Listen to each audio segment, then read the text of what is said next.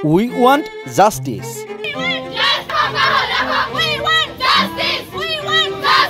মামা আমাক ৰঙা ৰঙৰ স্কুটি লাগিবই।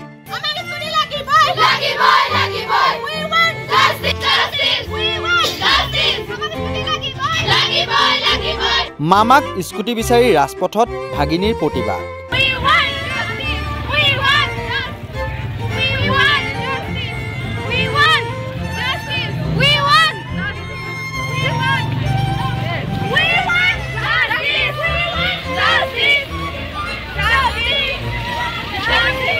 পূৰ্বৰ নীতি বাহাল ৰাখিবলৈ মামালৈ অনুৰোধ ভাগিনৰ।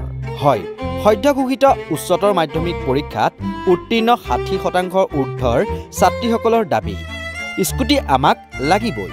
পূৰ্বৰ নীতি বাহাল ৰখাৰ বাবে শিৱসাগৰ আয়ুক্ত কাৰ্যালয়ৰ সন্মুখত প্ৰতিবাদ ছাত্ৰীৰ।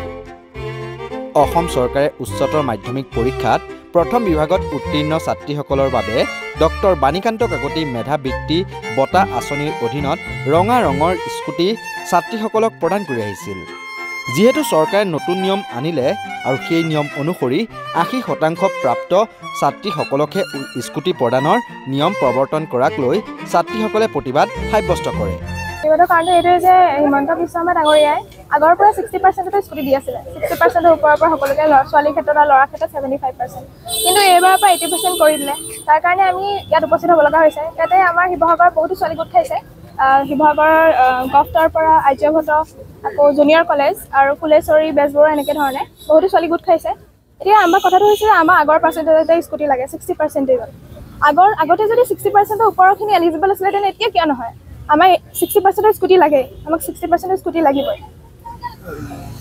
তেওঁক আমি জনাব বিচাৰিছোঁ এখন স্মাৰকপত্ৰ দিম বুলি ভাবিছোঁ DC ছাৰৰ যোগেদি। সেইখনৰ ওপৰত আশা কৰিছোঁ আৰু তেওঁৰ পৰা আমি বহুত হোপ কৰিছোঁ তেওঁ যাতে 60% কৰি দিয়ে। এতিয়া লগালগ একে বছৰতে 20% ইমান বেছি বঢ়াই দিছে। এইটোতো মানে দিগদাৰ হয় চবৰে। এতিয়া ইয়াত চিলেবাছো আমাৰ চেঞ্জ কৰা নাই। হয় কৈছে যে তেওঁ এক্সামৰ আগতে তেওঁ এইবিলাক সকলো কৈ দিছে, কিন্তু আমাক সেইটো কথা নহয়। চিলেবাছটো আমাক কমাই দিয়া নাই, আগৰ নিচিনাই আছে। নেক্সট ইয়াৰৰ পৰা কুৱেশ্যন পেটাৰ্ণ চেঞ্জ হ'ব। চ' তেতিয়াৰ পৰা তেওঁ 80% কৰি দিয়ক। এতিয়া 79 পইণ্ট পোৱালৈকে ষ্টুডেণ্ট আছে, সেইখিনি কি এলিজিবল নহয় নেকি? জাষ্ট 1 মাৰ্কছৰ কাৰণে কি সেইখিনি এলিজিবল নহয় নেকি? শিৱসাগৰৰ বিভিন্ন মহাবিদ্যালয় তথা ছিনিয়ৰ ছেকেণ্ডাৰী বিদ্যালয়ৰ মেধাৱী ছাত্ৰীসকলৰ দাবী বহু দূৰ দূৰণিৰ পৰা ছাত্ৰীসকল আহে, সেইবাবে চৰকাৰে তেওঁলোকক বঞ্চিত কৰিব নোৱাৰে।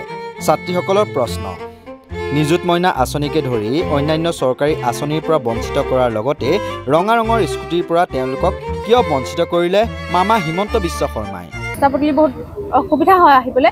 যিহেতু মই নৈ পাৰ হৈ আহোঁ, মোক এইখিনি সুবিধাখিনি সকলো কাৰণে ভাল। সেইটো কাৰণে আমি গোটেইখিনিয়ে এইখিনি আগবাঢ়ি আহিছোঁ আৰু ক'ব কাৰণে। ডাইৰেক্টলি মই ক'ব বিচাৰিছোঁ যে 80%খিনিৰ কাৰণে সুবিধা হয় নেকি? 60%খিনি ভালকৈ আহিব পাৰে নেকি? 80%খিনিহে অসুবিধা যে তেওঁলোকে আহিবলৈ কাৰণে স্কুটি দিছে। আমাক কিয় নিদিব? আমাৰ কি সুবিধা নেকি চব ফালৰ পৰা? আমাক স্কুটি নালাগে নেকি? আমি বহুত সুবিধা নাপালোঁ। 9ত যেনেকৈ আমাৰ বেষ্টৰখিনিয়ে চাইকেল নাপালে, 10ত কোনো স্কলাৰশ্বিপ নাপালে, ফাৰ্ষ্টত যেনেকৈ এতিয়া নিযুত মইনা আঁচনি দিছে, আমি ঠিক তেনেদৰে নাপালোঁ। এতিয়া ছেকেণ্ড ইয়াৰত পাছ কৰাখিনিয়ে যোগ্যখিনিয়ে স্কুটিখনো নাপাম নি? শিৱসাগৰৰ পৰা পাৰ্শ্বতী গগৈৰ প্ৰতিবেদন, নৰ্থ ইষ্ট নাও।